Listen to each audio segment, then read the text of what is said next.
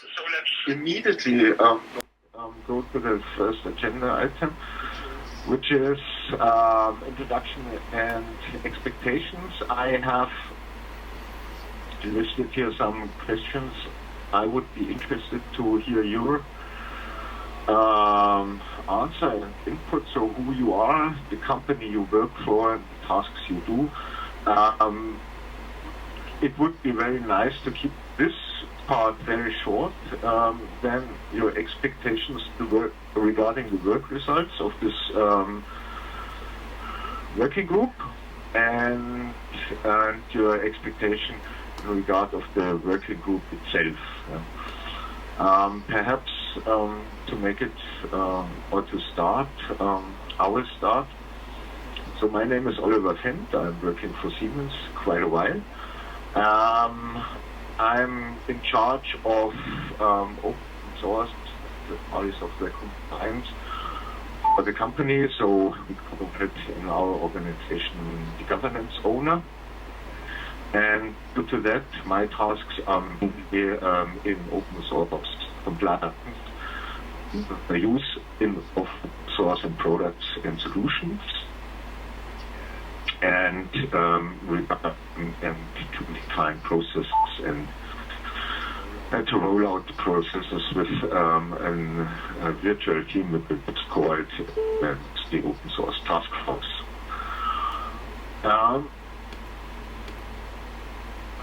My expectations regarding the work group itself, my wish is this working group will be a very active working group working on say, the short-term goal to make an open source compliance tool consisting of pure open source software happen, so that it can be used and run by any party. That it's not a monolithic monster. That it is let's say a tool chain consisting of different parts which can be plugged easily into existing environments. Since large companies have already an environment established and you cannot change an entire tool chain, you must have a migration path, and due to this, all those tools shall be easily plugged into an existing environment. Hi Oliver, sorry to interrupt you. This is Jan. I don't know whether the others have the same problem, but I hardly can hear you because you're breaking a lot. Yeah, the same, yeah. Okay. That's a pity. Okay, on the other hand, I can hear Oliver well. Martin here. Yes. Yeah, Martin, so I can also hear you. The connection to... I have the same problem. I have also the same problem. Well. One. Oliver, I can hear you clearly. Okay, so the only thing I know which probably might work is that I speak the meeting and reconnect. So that's usually brings a better quality. So please give me a second that I can log off and reconnect. Everyone, can you hear me when I'm speaking? I'm not sure.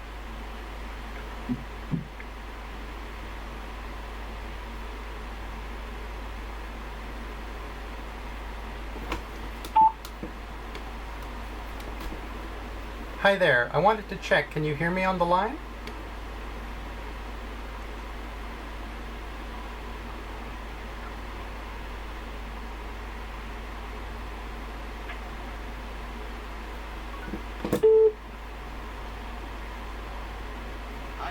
Hi, it's me again. Is it better now? Yeah. Yes. It's probably a Windows system or based on it. Okay. So far from my side, who wants to volunteer and who is next? I think you should shout names instead of waiting for the organizers. Okay. So, Alexios, you're the next one. Oh, okay. Okay, so I'm Alexios Alvarez. You don't know me, work for Intel. I am doing open source compliance. I'm trying to remember the questions that are not on the screen right now. Expectation. Right. So this group, we work for establishing a standardized way of handling compliance, not a single one, different ways, right, based on tools handling the challenges of compliance, and the tools should be open for them. And that's about it. We are too many, so we have not too many time. Okay, cool. Pete, would you be... Yeah, hi everybody, my name is Michael Picht. I'm working for HTTP. I'm in the open source program office of our company. My focus topics are processes, tools, and strategy. And our open source program office is a virtual team. So we not only focus on specific topics, we also have colleagues in our team who take care of security, licensing of course, but also IP, communication. So we have a really holistic view on these open source topics. Expectations. So I hope that we could build on the results that we have already that we already worked on in the open source tooling group. And I really like the fact that many companies joined our mailing list, and this shows a big interest. I hope that we can more generalize these results that we have already, and that we also have more representative results because now more companies joined. But I also have some questions, because to me it's not clear how these different working groups work together and what the focus topics will be. But I think this is something we should clarify today in the kickoff meeting. Yeah, that's it. Okay, thank you, Michael. Shane? Okay. I'm Shane Coughlin. I'm the general manager of the OpenChain project. I work for Linux Foundation. My work is to guide an industry standard around compliance. We're focused on setting the key requirements of quality open source compliance programs. While OpenChain is a high-level standard, when people are filling out process points, they want automation, and we hope to get a reference open source toolchain for open source compliance out of this process that we can share with our community at large.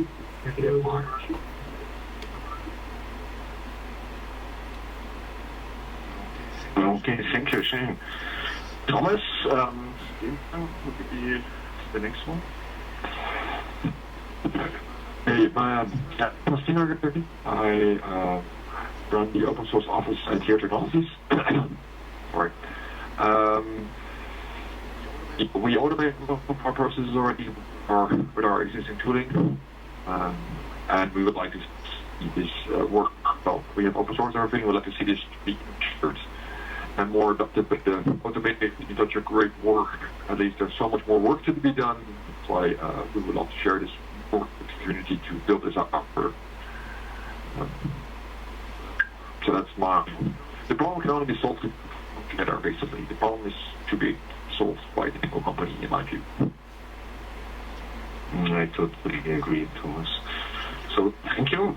Martin Wittbrand, would you introduce yourself? Yeah, thanks. So Martin on Ville Rantanen. attorney and lawyer based in Helsinki, Finland. We've been helping through the Validus initiative a number of Finnish companies doing open source compliance, and lately we've been running the Double Open project to achieve automation and process improvement at clients. I hope that the OpenChain tooling group will help us find a solution from each other and share those solutions, and then converge towards certain joint ways of working, so that we can even more share with each other. Okay, thank you, Martin. Lars? Hello, I'm Lars Domheiser from Bosch. We are providing compliance toolchain within Bosch, partially using open source and commercial tools. So my interest is, of course, to move totally to open source on the one hand side, but also to push this topic. And like Thomas said, I think we have to share our efforts to make this a compliance toolchain. Thank you. Okay, thank you, Lars. Michael? Jäger? Michael Jäger. Hello. Yeah, my name is Michael Jäger. I'm actually at the other end of the expectations, because one of my jobs is to provide the license compliance tooling for customers inside the Siemens Group company, and that involves also contributing to the project for Sology and SW360, and maybe doing little contributions to other open source efforts. And of course, I would like to implement this end-to-end tool chain, coming from determining the BOM and identifying the components and scan them, identify licensing issues, and deliver the appropriate documentation or compliance bundle. Besides that, I also do trainings about tooling, for example, for Sology or the Software Compliance Academy. Okay, thank you, Michael. Mirko? Hello, can everybody hear me? You? Oh, okay. So, hello, I'm Mirko Böhm. I work for Endoco. What do I do? I think in terms of compliance, I primarily lead the Quartermaster project, which is part of the EU-funded 3-year FASTN project, which I'm happy to present at some point. And my interests are primarily, I think, collaboration of both tooling and the conceptual development of how to maintain open source compliance. But I really think that the most pressing interest is wide collaboration on these topics in general. Okay, thank you, Mirko. Kalle, would you please introduce yourself? Yes, sure. So I'm Kalle Soranko. I'm also based in Finland, working for a company named Veriva, and we are working with Siemens Healthcare. And well, my expectations. So it would be nice to see this end-to-end automated compliance toolchain, and focus on specific use cases would be also very interesting. I think that's it. Thank you, Kalle. Thank you. So the next one in this round is Jan Kircher.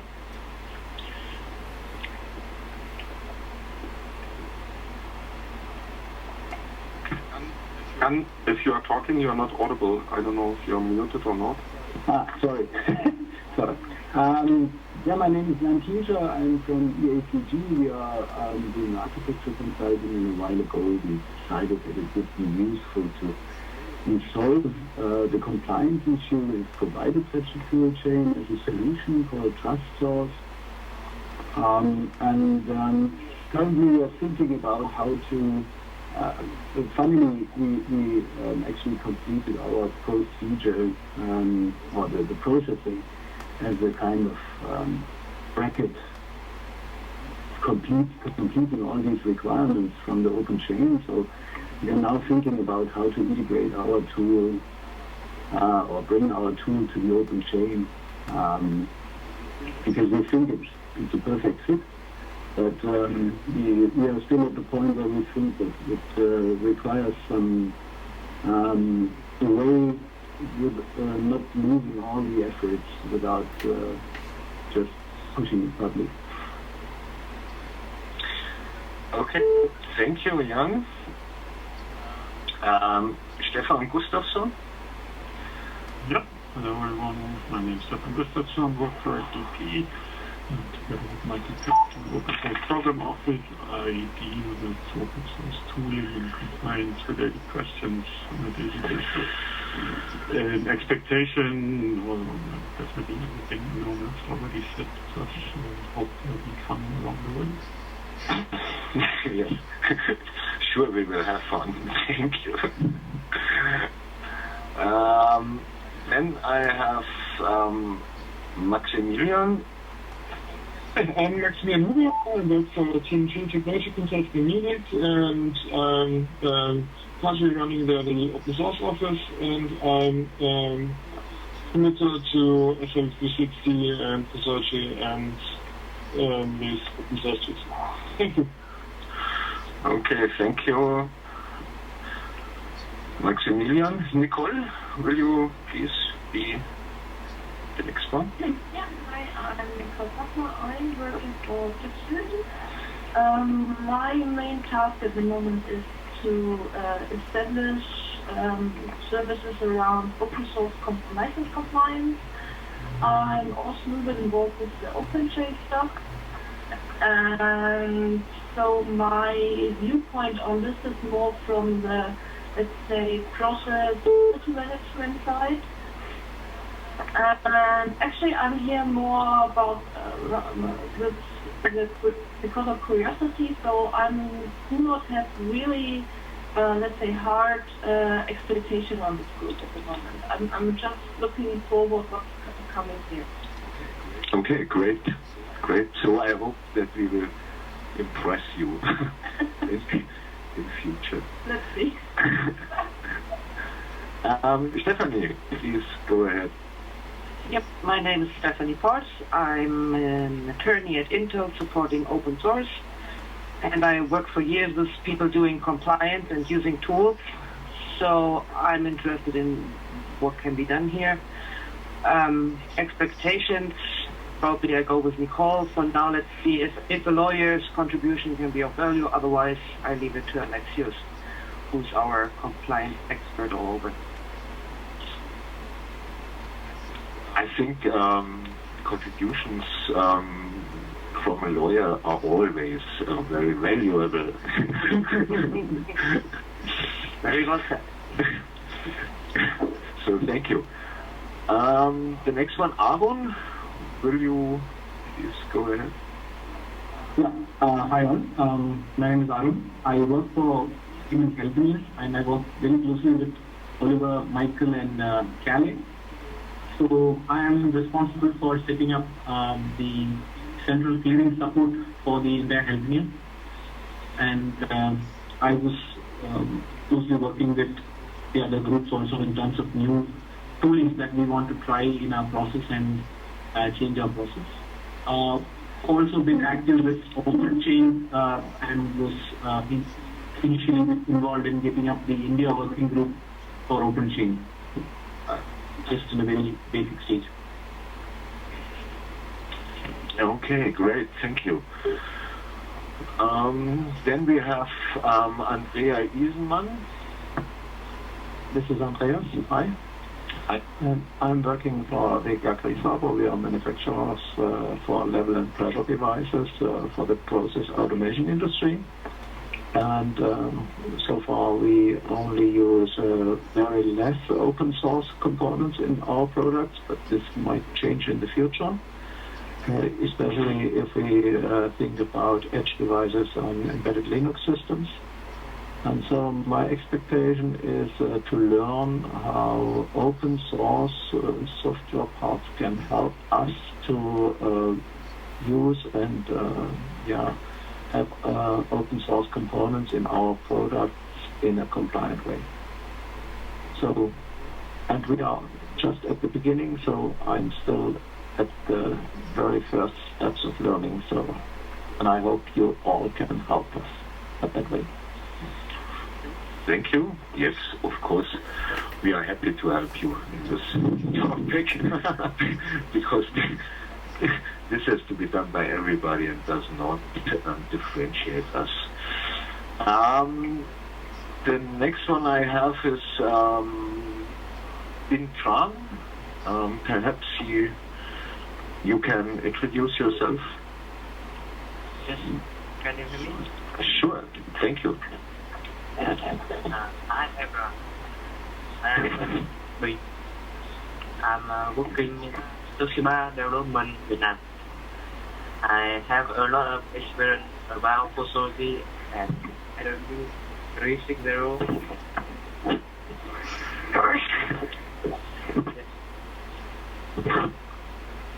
Yes. And my expectation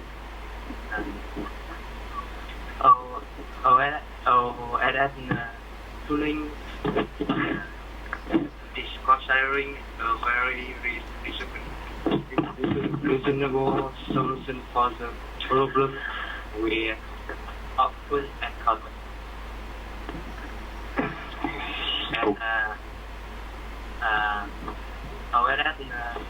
Tooling has to work to have more growing certain expected OS community. Great, thank you. Thank you very much. Then I have Hannah.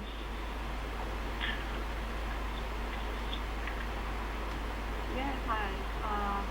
I'm like Lars from Bosch, and I'm also in the team, so we're working on helping our colleagues to be open source compliant with our tooling, and I'm also hoping for the position to come up with like streamlined tooling that's open source, so that all the efforts that are done everywhere can be somehow joined and become something that everyone can profit from. That's my need. Great, thank you. Christian Pettersen. Yeah, hi everyone. So Christian Patterson, I'm head of the open source governance for the Orange Telecommunication Group. Very happy to join with you. Obviously we do lots of open source within telco, whether it's on the infrastructure side or client-facing applications. There's a lot of compliance that goes along with this. Previously we've used proprietary tools, but very interested and progressively moving over to open source tools such as Fosolity. So very much looking forward to working with people on this group about deepening those tools in terms of integration into agile development methodologies, so tying Fosolity to CI/CD, that kind of stuff. Also interested in exploring ways that we can make life easier for our overworked and wonderful legal teams who end up doing a lot of the final compliance work. So obviously with the support of reports coming from tools like Fosolity, but I'm thinking that there's ways of making the process easier on them. Maybe there's some kind of semi-automation, machine learning, expert systems, who knows. Anyway, lots to do, of course, and it's going to be great to work with them. Great, thank you, Christian. So whom did I miss? Me. My name is Lisa Bjerlag. I'm working for Hella. I'm working in the legal department, and yes, we recently, I think, half year, we joined the OpenChain community, and I already talked to Oliver. We still have some struggle with the right tooling in relation to our open source compliance, and therefore I'm very interested in hearing how other companies and other colleagues deal with this topic. Great, thank you. And sorry for missing you, but it's, no problem. It's pretty hard to guess the name according to the telephone number. Yes, we gotta work on that. Hi. Yes, sure. I will try hard for the next time. Hi, may I also introduce myself, Monica from Fujitsu. I'm responsible for open source compliance for the product development in Germany. And I'm very interested in how this group and the tooling involved, because Oliver did open source based compliance tooling are essential, and also the modularization I think is very important. So my part is more, I'm looking how this is evolving, and as far as I can give some input from the compliance experience we have at Fujitsu, I'm happy to do it. Great, thank you, Monica. Is there anybody in this call who was not able yet to introduce himself or herself? No? Then, okay, thank you all for the short introduction. So let's move to the next topic of our agenda. We still have 27 minutes left. So, the vision, what is, or at least I will present my idea of a vision, what the entire work results of this working group will be, or, yeah, and in order to do that, I sat down for a couple of minutes and thought, okay, if there would be Christmas tomorrow, what will be my biggest wish? And in short words, it's like this. I want to have, at least this is my vision, and I'm happy to hear your comments, to have as much as possible automated compliance tool chain integrated into the CI/CD workflow, consisting of open source tools, but not own. And when having done this, I think the next, let's say, natural step would be to integrate also the other, let's say, support tools or processes into this CI/CD workflow, which is, in my opinion, also this open source contribution processes and tools, because since I think we need also to have an automated or semi-automated means to provide patches and enhancements back to the open source community, because in my opinion the company has in future has to work in this kind of ecosystem and to bring their patches back upstream in order to stay competitive. Then followed by security vulnerability management. Of course, security vulnerability management is the hype of the last years and will be the hype for the next couple of years. And last but not least, export control and customs classification of an entire product should be also tool supported and, if possible, automated or semi-automated. And in the beginning, of course, the open source package or package selection process, so that only, let's say, open source packages which are in line with certain KPIs defined by a company or by the company can be integrated or shall be integrated into products which go to the market. So that's my view. So in my opinion, of course, we have a real, let's say, challenging goal to make the compliance toolchain integrated into the CI/CD workflow. But when we have achieved that, in my opinion, we are not done yet. So what's your view and comments on this?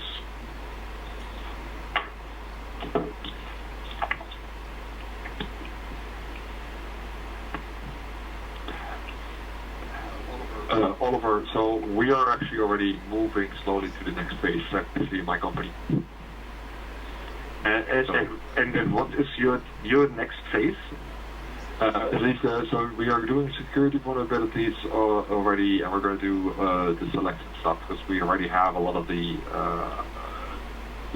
automation in place. So now next thing is security, which I actually have a meeting this afternoon with SAP about to talk how to work on security together. Okay. Great. So from your point of view, Thomas, the next most urgent thing would be security, vulnerability management, or the next two things, at least from our side, is getting proper notice generation, which is relatively more site op, and security. Those are the two things basically that I still need to build. Okay. I have some discussions with our export team as well, but it's a whole more complicated field. So I'm sniffing at it, but not at the moment. Does anyone already have experience with export control requirements? What kind of experience do you mean in regard to that? I mean, especially with the open source. I know a couple of requirements resulting from encryption and other things, but I was not aware that you have some kind of export control on freely available parts. It depends actually, but SW360 supports an export control workflow for the group company.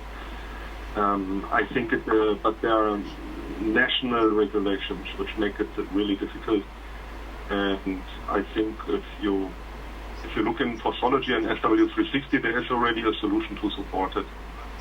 But export control is also requiring export control experts, because violation to export control directly means you go to jail, and there's no probation, and you're maybe violating UNO embargoes or UN embargoes and all these things. So it's a difficult place for automation. There is automation possible, as you have mentioned it. Publicly available source code, according to the U.S. Commerce Chamber writing in October 2016, can be shared and is usually not subject to export control. But for this, it needs to be publicly available, and now comes the fun. If you have modified open source, it's not publicly available usually, so you need to contribute back and all these things. So for SW360 and Fossology, we have worked on supporting export control with open source. Yeah, I think there are also some obligations. As far as I know, you need in certain cases you need to inform the BIS. In the US, it's I think I don't know what it stands for. I think Bureau of Industry Security or so. And this depends on what is really in your software, whether it's cryptography, which type of cryptography, key lengths, and so on and so forth. So in my opinion, it makes sense to, similar to what is done in clearly defined, to maybe exchange some metadata that is necessary for export control. Yeah. Could be an approach. I think even it's not so easily automatable, if that English actually exists, because the main problem in Germany is you can freely share open source software, but not freely share what you do with it. I think we're going way off topic since we have. Yeah. So Next meeting. Yeah. But you see, this is of interest. And a final word on ECC, and that's you see that all these, let's say, topics which are listed here, these 5 topics, are more or less somehow dependable. So this export control and customs, and if you have, for example, changed an OpenSSL library in order to make a patch, it would be really good if you contribute this back to the community to make it publicly available. And thus, there's the open source contribution processes and tools there. Okay, so further thoughts on that? Disagrees and of course agreements also. Yeah, so Michael speaking, I like this because it's quite holistic, and as I said at SAP in our Oslo, quite holistic view on open source. So I like this approach, and I support this scope of topics. Thank you, Michael. That's great to hear. Further opinions?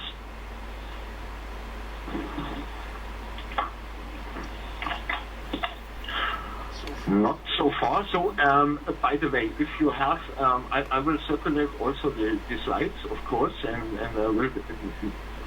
I make them available publicly on our GitHub space, so you can review the slides and provide feedback anytime. Oliver, I'm just kind of thinking about the slide that you're currently showing. The OS, what do you include behind your 5th element, OSS selection process? Because I can understand tooling that helps with the first 4. The last one is less clear for me. Okay, very short view on what I had in mind is, for example, all the work which is currently done in the Chaos project to do quality analysis of open source packages. How lively is the community? How big is the community? And so on. So for us, for example, for Siemens, and probably for you, it might be also good if you have, or if you choose open source components which have a big ecosystem, which are widely in use by many or in many different industry areas. Since we have very long living products, it might be not so good if we rely on open source packages, for example, maintained only by one person or by 2 persons. And if they are deciding to do another thing, then we will have to build up a new community for that. So So you don't use curl? Pardon? You don't use curl? Sorry, forget it. In a nutshell, you can very much, when I tell our bosses, this is very much total cost of ownership and business continuity. Yeah. You need to take everything into account when you select open source, and you have to also look at your business continuity. That the materials that you use to build something are free doesn't mean that they will be available in the future. This is an important point. In my opinion, it's not only about the initial selection of an open source component. I think over time you also have to regularly review it, if the community is still healthy or not, and then maybe you need to jump in as a mitigation, or you maybe have to change this component by another one. Of course.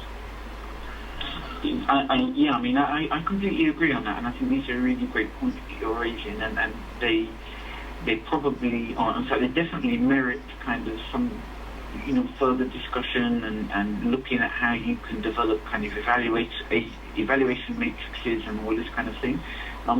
My question, I guess, relates around how you would automate that. But I don't want. We've only got 15 minutes on the call, so this is probably for a follow-up call. But it's an interesting topic. So thanks for So I think we agree that this is an important topic to discuss. Yeah, exactly. And to provide the let's say the nice answer, since everything we will do with AI, okay, this can be automated with AI for sure.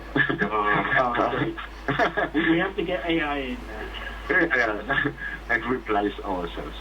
Okay. Fantastic. So thank you. Of course, we will discuss this in one of the next meetings more intensively. Integrated, automated, end-to-end open source compliance made with open source. So this seems like buzzword bingo, but in the end, I have the idea, as I already mentioned, that we are here to build together an integrated end-to-end compliance toolchain and not a monolithic monster. So, because as I said also in the beginning, this will for sure not work, at least for the big companies. And if you have commercial tool vendors in your mind, not necessarily acting in the open source compliance business, but also in other business areas, they promise you the best thing ever since in the invention of software, and then if you have it installed, you will see that it probably will not work, but you are, let's say, locked into that. So we need building blocks with defined APIs and data structures they can provide and they need to consume, so that we can then plug them easily into the CI/CD workflow, and with a little bit of glue code make all those building blocks working seamlessly together and making an automated compliance toolchain. So this is a very abstract picture of what are the different elements, and of course this is only let's say the first release of these elements. There are probably more to come, and already some not listed here. Probably I will not go through the details of this picture. I'm currently working on a web page which is an endless story, and I will I have the intention to explain all these building blocks in the course of publishing the website. Of course, you if you have an idea what is all required to be or to have automation in this regard, you will probably have an idea of what all these functional blocks mean and what's their purpose. Questions so far on this picture? No? Maybe yep. About the scope. If we agree on this very holistic scope, this working group is a working group of OpenChain. And if I understand OpenChain correctly, OpenChain is mainly about license compliance in the inbound case. Does it also mean, and this is maybe a question to Chain, does it also mean that OpenChain extends its scope? No, it doesn't mean OpenChain needs to expand in scope. OpenChain is really about identifying the inbound, internal, and external processes that have to be in place. So it's a fairly natural fit for us to talk about how you fill out the automation process at inbound, internal, and outbound. While the core of OpenChain is a standard, The fact is that our community provides reference material explaining options for meeting the standard.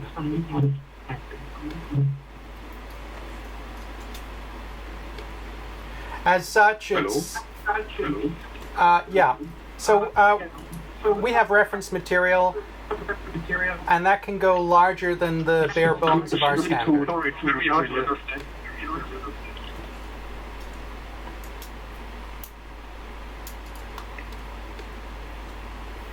Sorry, I think the line was bad. Yeah. Okay. But I think Shane lost his connection. the short version is it's totally fine for OpenChain.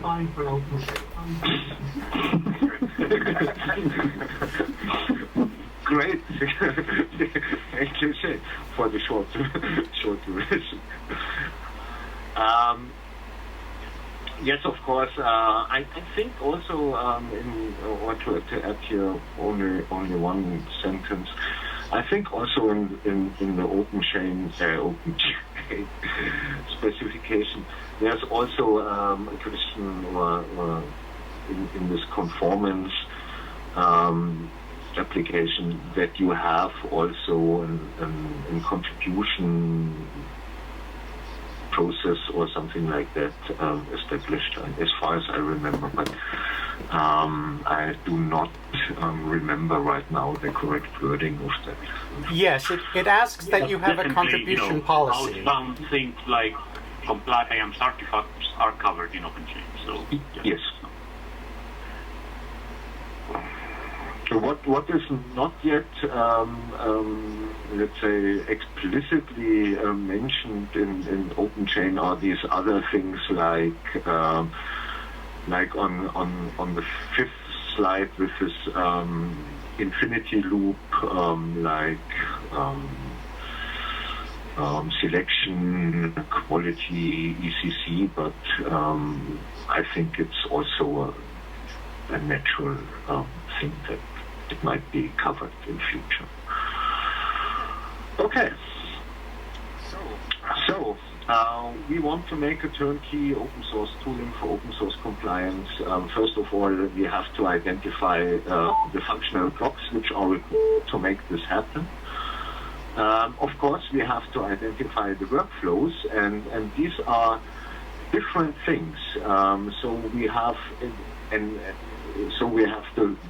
the functional blocks, and we have the workflows, or better to say, the processes which are required in order to do open source compliant products.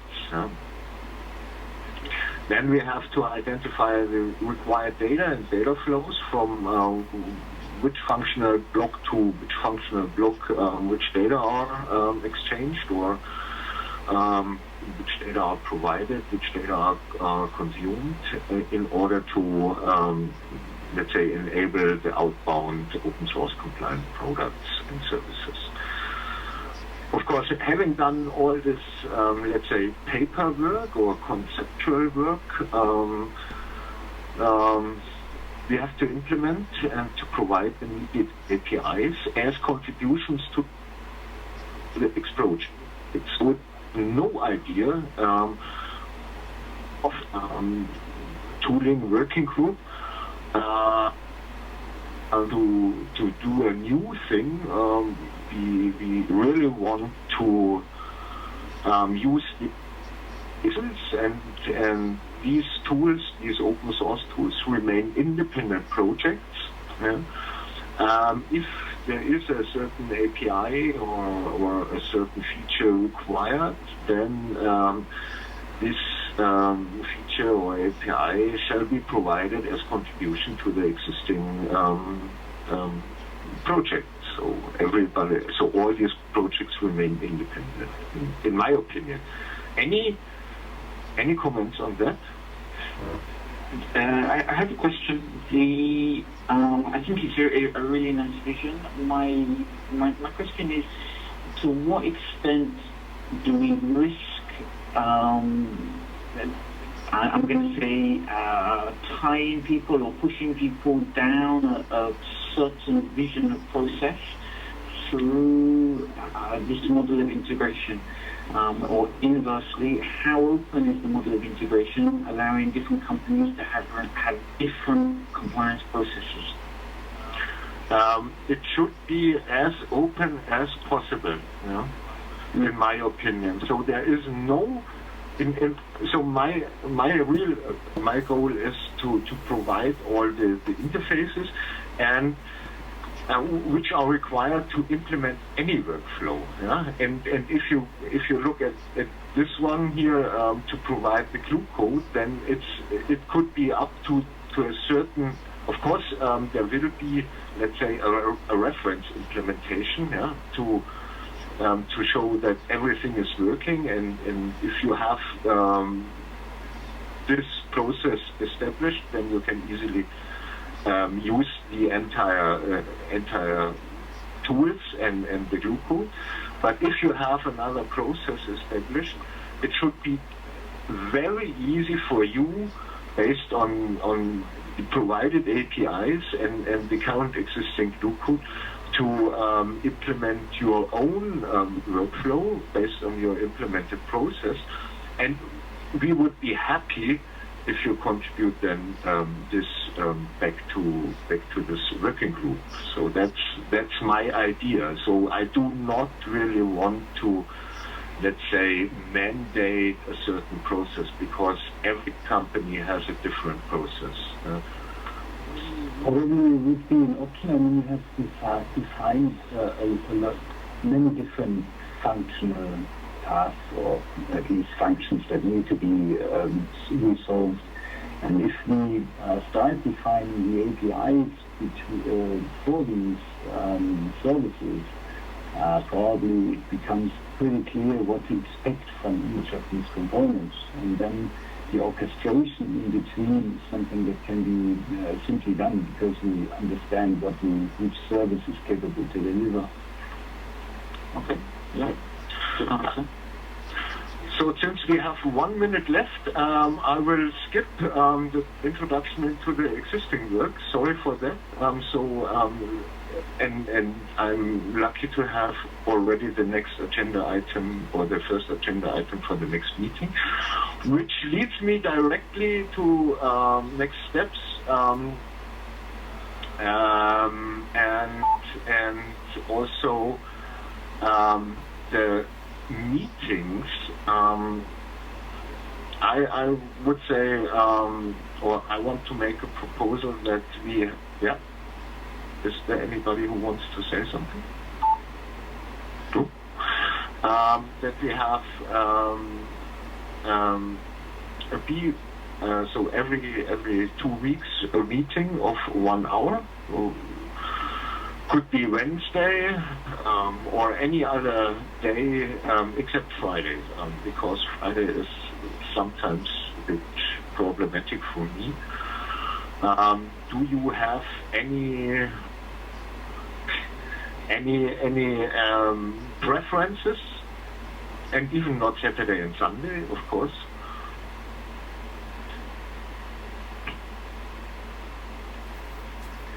Okay.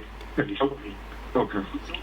So we will try it. If it turns out that this is a not so good or well-suited day, then we will find another day, of course.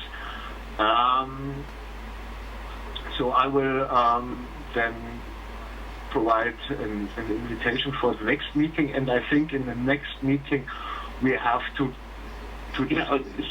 Sorry, Oliver, you've put on the slide 8 a.m. to 9 a.m. for the morning call, but today's call is starting at 9 a.m. Why change 9 a.m.? Is 9 a.m. not a good time, or? No.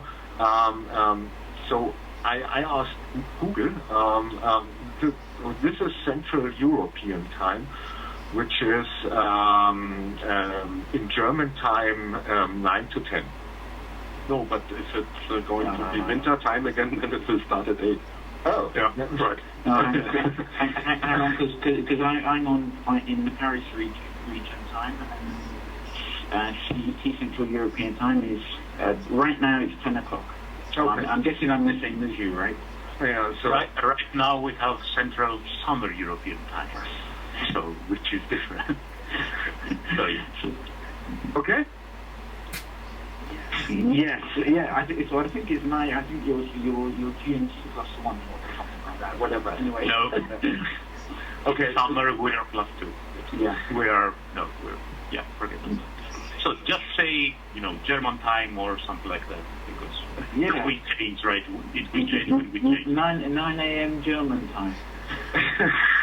Exactly. But I wanted. I did not want to be so to press you for German time. One question, since we are already 2 minutes over time, regarding the communication. So we have different ways of. We have the Slack channel, we have the mailing list. What kind of communication for the next? And do you Slack via mailing list? So what's your preferences? Or both? Personally, I prefer mailing list. But So my experience is that if you have N communication channels, people will use N channels. So I think those will be used. Okay. This is at least my experience. I agree with you. and probably another will be open. Okay, that's it. Sorry that we did not have the chance to discuss more deeply. But I think the introduction of everybody was quite important, so that we at least know each other, and that we have a clue who is there in this working group and who is doing what. Any comments, final words from your side?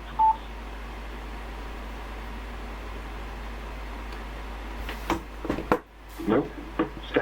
Thank you for your participation and your input.